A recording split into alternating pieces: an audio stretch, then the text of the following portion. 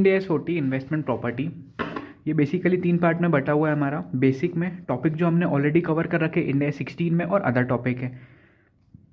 पहले हम नाम समझते हैं। इन्वेस्टमेंट मतलब क्या होता है, मैंने कहीं निवेश कर रखा हूँ। प्रॉपर्टी मतलब किसी प्रॉपर्टी में कर रखा हूँ। प्रॉपर्टी के अंदर लैंड, बिल्डिंग, गोल्ड और बाकी सारी असेट भी आ जाती है। IND-AS 40 मोटा माटी डील करता है हमारा लैंड और बिल्डिंग के अंदर। पहले हम पढ़ते हैं classification of land and building.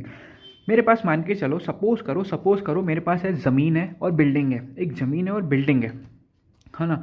अगर ये चीज़ें मेरे पास रखी हुई है किन के लिए, अगर मैं यहाँ पे प्रोडक्शन ऑफ गुड कर रहा हूँ, सर्विस कर रहा हूँ, एडमिन पर्पस के लिए यूज़ हो रही है ना।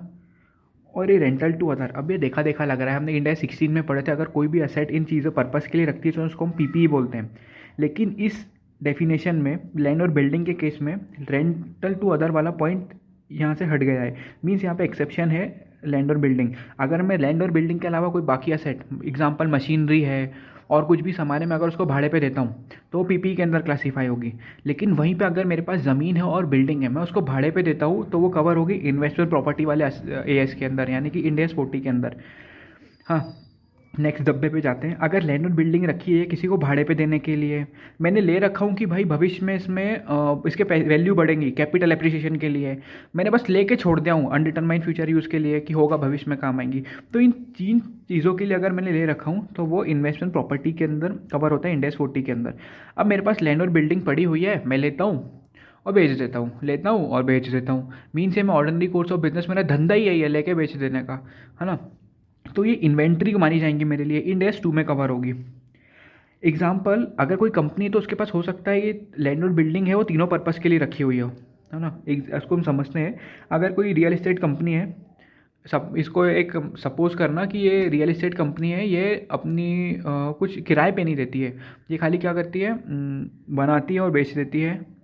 सब बैलेंस शीट में लैंड एंड बिल्डिंग हो सकती है। कुछ लैंड एंड बिल्डिंग है वो ऑफिस यूज़ में यूज़ हो रही हो तो PPE के अंदर क्लासीफाई होगी। कुछ लैंड एंड बिल्डिंग इनने भाड़े पे दे रखे हो तो वो ये इन्वेस्टमेंट प्रॉपर्टी के अंदर कवर होगी। और कुछ प्रॉपर्टी इनका काम ही है कि लेके बेच देते हैं तो वो इन्वेंट्री के अंदर कवर होगी। अब कुछ स्पेशल केस क्या हो सकते हैं, land and building partially S PPE, partially S investment property. अगर एक बड़ी सी बिल्डिंग है, ग्राउंड फ्लोर और ऊपर 6 फ्लोर है। ग्राउंड फ्लोर अगर मेरे खुद के ऑफिस के लिए यूज़ हो रहा हो, प्रोडक्शन के लिए, सप्लाई ऑफ गुड्स के लिए, तो ये PPE के अंदर कवर हो जाएगा। और बाकी ऊपर वाले मैंने रेंट पे दे रखा हूँ तो इन्वेस्टमेंट प्रॉपर्टी के अंदर कवर हो जाएगा। दूसरा केस है, अगर लैंड एंड बिल्डिंग भाड़े पे दे रखा है होल्डिंग कंपनी ने सब्सिडायरी को, या फिर सब्सिडायरी ने होल्डिंग कंपनी को, तो क्या ट्रीटमेंट होगा। अगर होल्डिंग कंपनी ने लैंड एंड बिल्डिंग दे रखा है रेंट पे सब्सिडायरी कंपनी को, तो ये होल्डिंग कंपनी उस लैंड एंड बिल्डिंग को दिखाएंगे एज इन्वेस्टमेंट प्रॉपर्टी। और वहीं पे अगर हम कंसोलिडेटेड फाइनेंशियल स्टेटमेंट बनाते हैं तो अपन क्या देखेंगे, दोनों कंपनी एक ही है, दोनों की असेट लाइबिलिटी मिला देते हैं कंसोलिडेटेड में। तो हम मान लें, तो ये लैंड एंड बिल्डिंग यूज़ हो रही थी इसके एडमिन पर्पस के लिए, हम मान लेंगे कि PPE है। अगर हम दोनों को, अगर हम सिंगल देख रहे थे तो इन्वेस्टमेंट प्रॉपर्टीज़ के लिए, अगर हम कंसोलिडेटेड देखते हैं तो वो PPE एडमिन पर्पस के लिए यूज़ हो रही है, फिर प्रोडक्शन ऑफ गुड या सप्लाई के लिए यूज़ हो रही है, तो हम उसको PPE मान के चलेंगे कंसोलिडेटेड फाइनेंशियल स्टेटमेंट में। अब कुछ एग्जांपल्स है, अगर बिल्डिंग यूज़ हो रही है ऑफिस एडमिन के लिए तो PPE बोलेंगे उसको।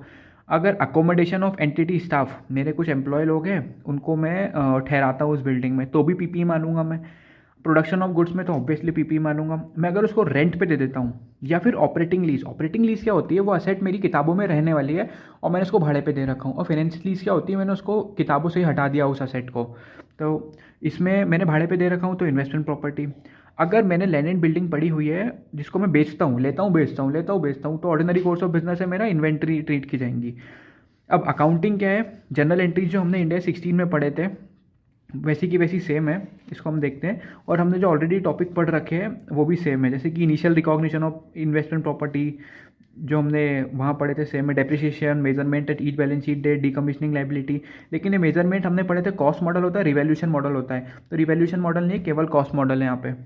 पर purchase of investment property and deferred settlement, purchase of investment property in exchange of asset, replacement of part of investment property, same है IND-AS 16 में हमने जो पढ़े थे। हम एक क्वेश्चन के पॉइंट में आते हैं। क्वेश्चन क्या बोलता है, एक्स लिमिटेड ने परचेज किया बिल्डिंग 30 लाख की, और जो परचेज किया था ना वो फंडेड था बाय लोन से। लोन का रेट कितना था, 5% पर एनम। अब एक्स लिमिटेड ने क्या किया, जो बिल्डिंग लिया था उसको रीडेवलप किया इनटू रिटेल शॉप, वहाँ पे छोटी छोटी शॉप बना दिया। क्वेश्चन बोलता है जो बिल्डिंग है वो नॉट क्वालिफाई है substantial period criteria for redevelopment.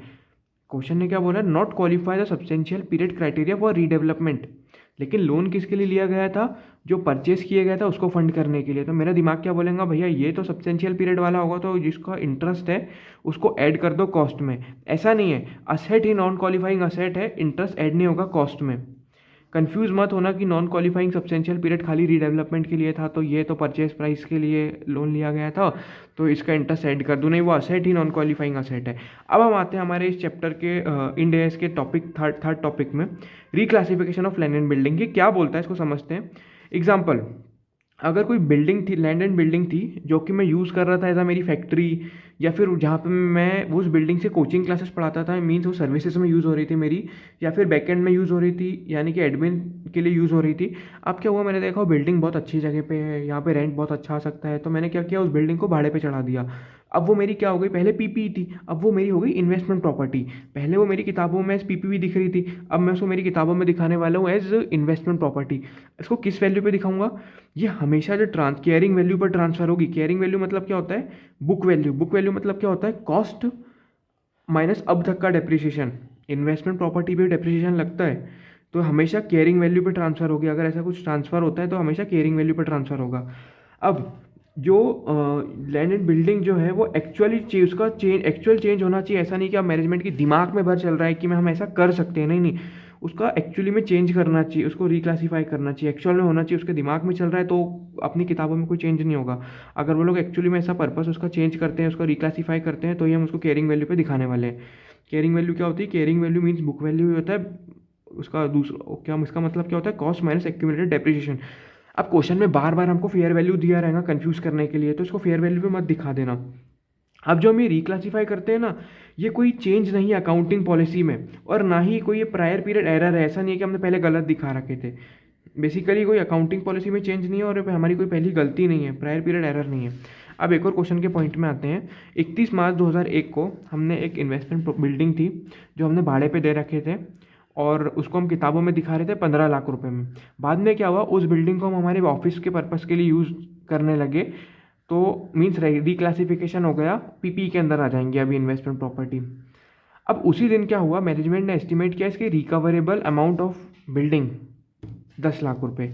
सबसे पहले क्या होगा, ये रिक्लासीफाई हुआ, इसकी कैरिंग वैल्यू कितनी थी, 15 लाख रुपए, तो हमारी पीपी 15 लाख पे दिखाई देने वाली है। अब उसी दिन क्या हुआ, पहले हमने रिक्लासीफाई कर दिया, उसके बाद ये वाला इवेंट हुआ है। उसके बाद मैनेजमेंट ने रिकवरेबल अमाउंट देखा, तो हम क्या शो करते हैं, जो भी हमारी कैरिंग वैल्यू होती है और रिकवरेबल अमाउंट होता है, विच एवर इज़ लोअर। ये हमने इस पहले वाले इंडेक्स में पढ़े थे। इंडेक्स 36 असेट जो भी होती है, पीपी हो या फिर इंटेंजेबल असेट हो या फिर इन्वेस्टमेंट प्रॉपर्टी हो, ईयर एंड पे वो रिकॉर्ड होती है कैरिंग वैल्यू और recoverable amount, which ever is lower पे दोनों का डिफरेंस इम्पेयरमेंट लॉस होता है। तो वैसे ही यहाँ पे पहले हमने उसको रिक्लासीफाई कर दिया, 15 लाख पे ही कैरिंग वैल्यू पे शो कर दिया, और उसी दिन क्या हुआ, इसकी रिकवरेबल अमाउंट निकला, तो which ever is lower, 15 lakh 10 lakh, तो 10 लाख रुपए लोअर था, उस पर शो करेंगे हम 10 लाख पे 5 लाख रुपए हमारे इम्पेयर लॉस में चले जाएगा। एक और क्वेश्चन के पॉइंट में आते हैं। ये क्या बोलता है, एक्स लिमिटेड है जो है वो इंगेज इन कंस्ट्रक्शन इंडस्ट्री, यानी कि वो बिल्डिंग बनाती है। 1 अप्रैल 2001 को उसने परचेज किया प्रॉपर्टी। प्रॉपर्टी में क्या है, कंसिस्टिंग लैंड। वो प्रॉपर्टी मीन्स प्रॉपर्टी जो खरीदा है वो लैंड खरीदा है, कितने की, 200 लाख की। उसको उसने लीज पे दे दिया वाई लिमिटेड को, जिससे भाड़ा आता था 20 लाख रुपए पर मंथ। 30 सितंबर को उसने 2005 को उसने प्रॉपर्टी वेकेट कर दिया, और अगले ही दिन हमने उसको कन्वर्ट कर दिया इनटू 10 फ्लैट्स। ठीक है, कन्वर्जन कॉस्ट लग गई 60 लाख रुपए की बिटवीन 30 सितंबर 31 मार्च 2006। इसको डायग्राम से हम समझेंगे। प्रोजेक्ट अभी इनकम्प्लीट है, और मैनेजमेंट ने एस्टिमेट किया है कि इसमें फर्दर 40 लाख रुपए स्पेंड करना पड़ेगा, और सारी जो एक एक फ्लैट है वो 50 लाख रुपए का बिक जाएगा। क्वेश्चन क्या बोलता है, how the 3 event would be reported in financial statement of x limited for the year ended 31 मार्च 2006। इसको डायग्राम से समझते हैं। 1 अप्रैल 2001 को मैंने परचेज किया कोई प्रॉपर्टी जिसमें थी लैंड 200 लाख रुपए की। ये 1 ईयर 2 ईयर 3 ईयर 4 ईयर ख़त्म हुआ, और 5वां ईयर चालू हो रहा था। यहाँ पे क्या हुआ, वो प्रॉपर्टी वेकेट हो गई। मेरा काम क्या था, मोटा कंस्ट्रक्शन का, मैं बिल्डिंग बनाता था, लेकिन मैंने उसको भाड़े पे दे दिया। मीन्स यहाँ तक के लिए मेरी वो इन्वेस्टमेंट प्रॉपर्टी हो गई। अब ये साल जैसे ही ख़त्म हुआ 30 सितंबर को, वो प्रॉपर्टी छोड़ के चले गया, और वो प्रॉपर्टी पे मैंने क्या किया, उस प्रॉपर्टी पे 10 फ्लैट्स बना लिए और उन फ्लैट्स को मेरे को बेचना था, और जो बेचना था ना वो in ordinary course of sale करना था, in ordinary course of business, means वो मेरा बेचना धंधा ही है। तो इन फ्लैट्स को मैं एज ए इन्वेंट्री दिखाने वाला हूँ अब से। यहाँ तक रेंट पे था, यहाँ पे उसका रिक्लासिफिकेशन हुआ, आईपी से मेरी इन्वेंट्री शिफ्ट हो गई, वो इन्वेंट्री में रिक्लासिफिकेशन हुआ। अब इन्वेंट्री जो थी ना उसको बनाने में, मीन्स रॉ मटेरियल से एफजी बनाने में कन्वर्जन कॉस्ट आ गई 60 लाख रुपए की, और यहाँ पे मैं खड़े होकर देख रहा हूँ कि और बनाने में इसको 40 लाख रुपए लगेंगे फर्दर कंप्लीशन में, और यहाँ देख रहा हूँ मैं खड़े होकर कि एक फ्लैट 50 लाख का बिक जाएगा। तो इस साल के मेरे को 3 इवेंट बताना है। सबसे पहले मैं यहाँ का इतने महीनों का रेंट 20 लाख रुपये सालाना रेंट था, तो मैं इस 6 महीनों का रेंट P&L में बुक करूँगा। अब यहाँ पे रिक्लासिफिकेशन होगा, जो भी मेरी आईपी की कैरिंग वैल्यू थी, है ना, सेम मैं मेरी किताबों में इन्वेंट्री को दिखा दूंगा उस कैरिंग वैल्यू पे। अब जो कैरिंग वैल्यू कैसे निकलेंगी, मतलब होता है बुक वैल्यू, मतलब होता है कॉस्ट माइनस एक्यूमुलेटेड डेप्रिसिएशन। तो इसमें मैं 5 साल का डेप्रिसिएशन लगा दूँ? भाई नहीं लगाना है, क्योंकि लैंड है, लैंड पे डेप्रिसिएशन नहीं लगता है। तो जो यहाँ की कैरिंग वैल्यू थी उसी पे मैं यहाँ की इन्वेंट्री को दिखा दूंगा 200 लाख पे। हाँ, 200 लाख पे दिखा दिया। अब यहाँ पे ईयर एंड पे, ये तो अभी मेरा रॉ मटेरियल ही है ना, रॉ मटेरियल कन्वर्ट हो रहा है, तो मीन्स यहाँ पे मेरा WIP हुआ है, work in progress. Work in progress को अपन दिखाते हैं कॉस्ट और NRV which ever is lower. तो कॉस्ट मीन्स अब तक कितनी कॉस्ट लग चुकी है, 200 लाख, 60 लाख, 260 लाख। NRV कैसे निकालेंगे, एक फ्लैट कितने का बिकने वाला था, 50 लाख, मेरे पास 10 फ्लैट थे। ये पॉइंट याद रखना कि ये 10 फ्लैट के बारे में बात हो रही थी, 10 फ्लैट की कन्वर्जन कॉस्ट थी, 10 फ्लैट की फर्दर कंप्लीशन कॉस्ट थी, और सेलिंग प्राइस एक फ्लैट की दी हुई है। तो मैंने सेलिंग प्राइस लिखा पूरे 50 फ्लैट्स की, क्योंकि ये कन्वर्जन कॉस्ट 50 की थी, एस्टिमेशन कंप्लीशन कॉस्ट 10 फ्लैट्स की थी, सॉरी। तो मैंने भाई सेलिंग प्राइस 10 फ्लैट्स की लिखा 500 लाख, और कितनी कॉस्ट लगना है, 40 लाख रुपए लगना है। NRV आ गई, कॉस्ट और NRV which ever is lower 260 lakh पे शो कर दिया। अब नेक्स्ट टॉपिक पे आता हूँ मैं, बहुत छोटा सा टॉपिक है, disclosure regarding investment property in financial statement. हम क्या करते हैं, जो भी हमारे नोट्स टू अकाउंट होते हैं ना, हमको P&L बैलेंस शीट से कोई लेना देनी है, नोट्स टू अकाउंट में हम कुछ डिस्क्लोजर देने वाले हैं। जो भी कैरिंग वैल्यू होगी इन्वेस्टमेंट प्रॉपर्टी की, हम वो दिखाएंगे। कैरिंग वैल्यू मीन्स जो भी अब तक की ओपनिंग में जो भी कॉस्ट थी, प्लस ड्यूरिंग द ईयर अगर कुछ और मैंने इन्वेस्टमेंट प्रॉपर्टी बनाया हूँ, टोटल कॉस्ट आ गई, माइनस करूँगा टोटल एक्यूमुलेटेड डेप्रिसिएशन, ईयर के एंड सॉरी ओपनिंग तक कितना डेप्रिसिएशन लग चुका था, प्लस उस साल का डेप्रिसिएशन, और कुछ अगर नया असेट जो खरीदा था वो। मोटा माटी ये बहुत इजी है कि टोटल कॉस्ट ईयर एंड पे और total accumulated depreciation year and तक का, दोनों को माइनस कर दो तो कैरिंग वैल्यू आ गई। अब उस इन्वेस्टमेंट प्रॉपर्टी से मैंने कितनी प्रॉफिट अर्न किया हूँ, प्रॉफिट अर्न मतलब कितना रेंट आया, माइनस करूँगा जो भी डायरेक्ट ऑपरेटिंग एक्सपेंसेस लगे। अब क्वेश्चन में हमको बहुत सारे एक्सपेंसेस दिए रहेंगे, तो छाटने की ज़रूरत नहीं है कि कौन सा ऑपरेटिंग है कौन सा नॉन ऑपरेटिंग है, क्वेश्चन खुद बता देगा। तो जो भी रेंट आया उसमें से एक्सपेंस माइनस करूँगा और डेप्रिसिएशन माइनस करूँगा, तो मेरे पास प्रॉफिट निकल जाएगा। और एक और थर्ड वाला डिस्क्लोजर देंगे कि फेयर वैल्यू क्या थी उस इन्वेस्टमेंट प्रॉपर्टी की, और फेयर वैल्यू निकालने के लिए कौन सी टेक्निक यूज़ हुई है, और कुछ कौन कौन से इनपुट्स को मदद में लिया गया है। ये एग्जाम्पल है, क्वेश्चन खुद बता देगा, हमको बस लिखना है कि discounted cash flow method use हुई है। अब जो हमने रेंट निकाले थे पर मंथ, वो किस हिसाब से निकाले थे, एस्टिमेटेड रेंट पर स्क्वायर फीट, और जो हमने रेंट हर साल ग्रो किए थे वो कितना था, डिस्काउंटेड रेट हमने क्या यूज़ किए थे। ये इंडेक्स भी छोटा सा था, हमारा कंप्लीट होता है।